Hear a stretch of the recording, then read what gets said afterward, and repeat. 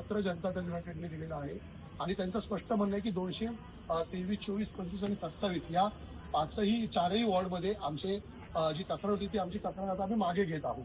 काय सांगाल याच्यावर? माझ्याकडे जी माहिती उपलब्ध आहे त्यातून असं दिसून येत आहे की 31 तारखेला जनता दल युनायटेडनी एक तक्रार दिली इलेक्शन कमिशनकडे की त्यांना अर्ज भरण्यात 4 वॉर्डांमध्ये 211, 225, 226 आणि 227 या 4 वॉर्डांमध्ये त्यांना त्यांचे उमेदवारी अर्ज भरू शकले नाहीत ते.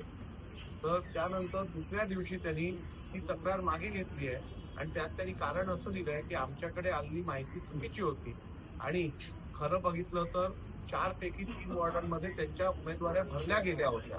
त्यामुळे एक असं दिसून येतं की उमेदवाऱ्या भरल्या गेलेल्याची माहिती देखील त्यांना नव्हती तरी त्यांनी तशी तक्रार केली आणि ती त्यांनी परत घेतली आहे. त्यामुळे कुठेतरी या सगळ्या गोष्टीचा एक फेक नॅरेटिव्ह करण्याचा प्रयत्न केला जात आहे असं दिसून येत आहे आणि मला वाटतं आता या सगळ्या बाबतीत अधिक न पडता, कारण आता निवडणुका सगळ्या सुरू आहेत, लोकांनी नियमाप्रमाणे आपापले अर्ज भरलेले आहेत, त्यानुसार आता निश्चितपणे लोक निवडणुका लढतील आणि सगळ्यांनी मिळून व्यवस्थित नियमाप्रमाणे डॉक्टर बाबासाहेब आंबेडकरांनी दिलेल्या संविधानाचं पालन करत योग्यरित्या निवडणूक लढूया आणि निर्णय जनतेवरती सोडूया.